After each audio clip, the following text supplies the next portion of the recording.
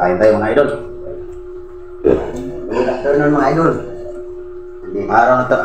Araw ngayon ng tanghaliya. Nandito ako sa bahay ng forma namin mga idol. Dito na kami kakain. May noodles pa, noodles. Yan. Dito lang ulam na mga construction boy. Dito lang mga idol. Pinubay lang. Ito, pwede rin ito pang manok-manok na. Minsan-minsan lang, nagtaan naman. Kahit mahirap yung trabaho natin, galing construction. At least masunod na. Masaya ba? Masaya sa kainan. Masaya. Ito kasi galing ng ating Panginoong Diyos, bigay. Kaya dapat pasalamatan bawat butil ng pagkain natin. Mga idol, huwag kalimutan na mayroon tayo Panginoon.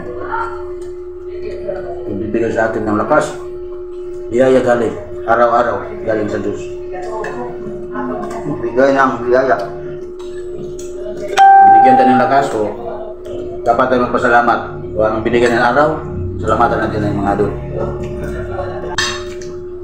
Hindi ka makita sa video, look. Ano? Mga idol. Ayan, may kasama ako dito sa bahay.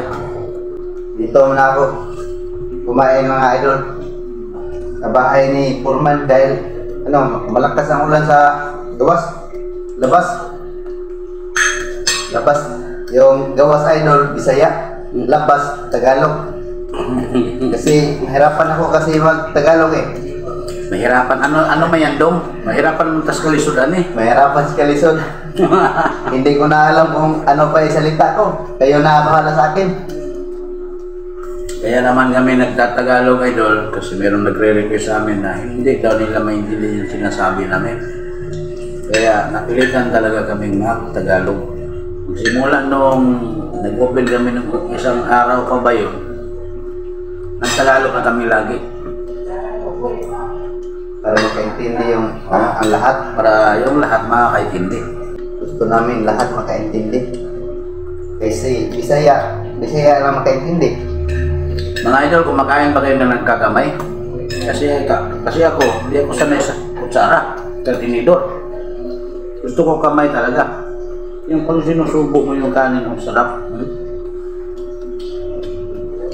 Pero yung isa kong kasama, sanay yan sa kaso lang, hindi siya naghugas dahil mainit kanina umaga. So kailangan kutsara nila.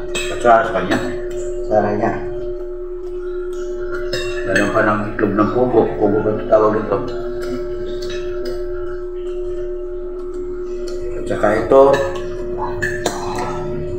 noodles, pagpahaba ng buhay. Yan, so karugtong ng bitoka natin to mga idol.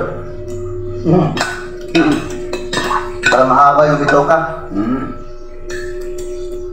Pahaba ng bitoka yung noodles. So, huwag na makalimutan idol, share and like lang po sa ating YouTube, sa ating Facebook page, Brains Construction TV. At yung sa ating YouTube channel, subscribe lang po. Huwag lang makalimutan, please. Payakap naman mga idol. Magtulungan lang tayo mga idol. Tulungan naman tayo. Kami gusto namin tumulong. Paano namin makatulong? Maliit lang kami. Yung malalaking mga vlogger dyan, sana naman nakarinig sa sinasabi ko.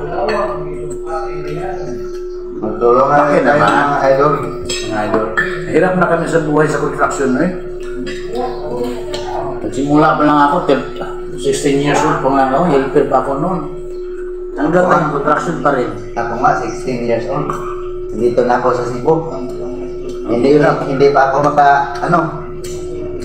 ako makabuhat ng isang sakong simento.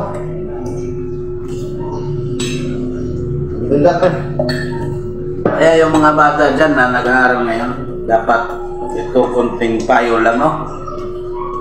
Magsikap kayo mag-aaral, huwag niyong tularan kami. Hanggang ngayon, construction pa rin.